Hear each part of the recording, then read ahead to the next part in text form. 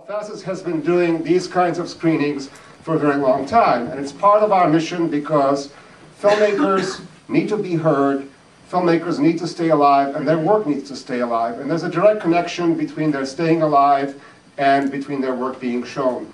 Thank you all again very much for coming, for being here, for helping us be a witness, which is something that we can do, to something that has happened to two really incredibly talented young, bright hopes of Iranian world cinema. One of the things about cinema is that it's actually as a world ambassador toward demystifying cultures. What we learn through the lens or the aperture of the artistic world is how we're all more similar than different.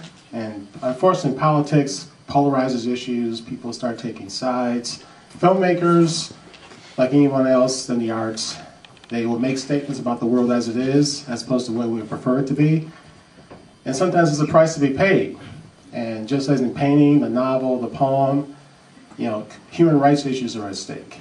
So sometimes we have to keep these ideas by watching something without a jaundiced eye, with an open mind, and we have to be willfully responsible for what we see with those eyes.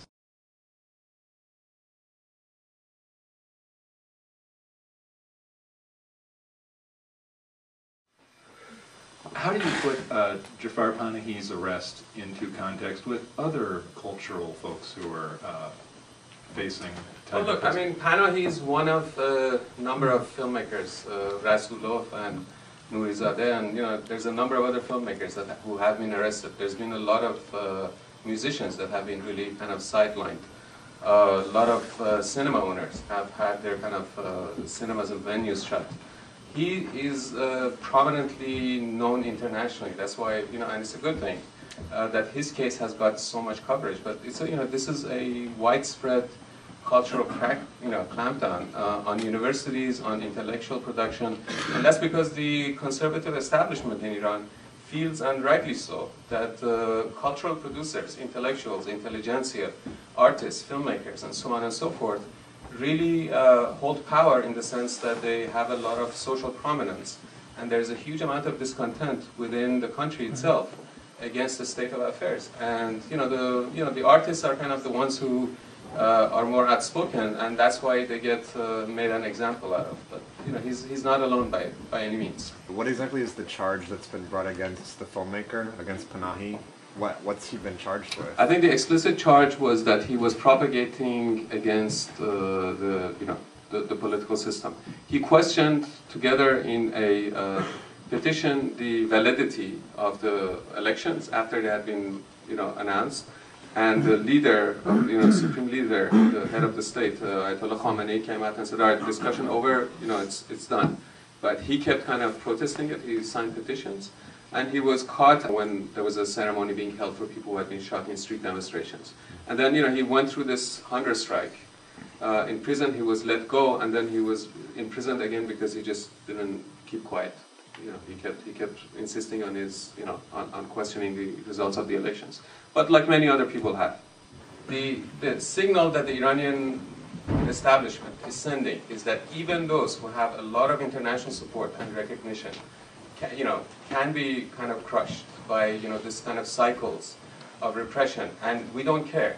We don't care how many petitions are signed. We don't care how much international pressure there is. We'll just do it. And so those who don't have this kind of support, realize that you're even more powerless and less protected. So my guess is that with Panahi, this will go on, like with a lot of other people.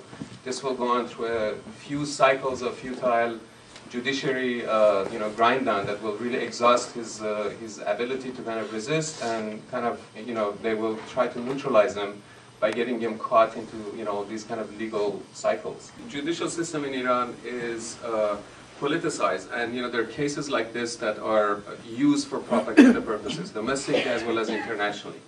And it all depends on, how each case will reverberate.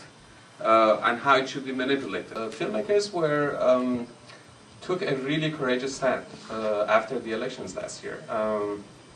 Panahi was one of 40 prominent filmmakers who signed petitions kind of protesting against the way that the results of the elections had been carried out. And that's why he was kind of targeted. Is something like a 20-year ban on filmmaking, is that a common sentence? Or you just take away somebody's job? For No, I don't think 20 there's any law that can, or the 20-year ban from traveling or filmmaking or presenting films, or no. I mean, these are clearly arbitrary. Thank you all for coming.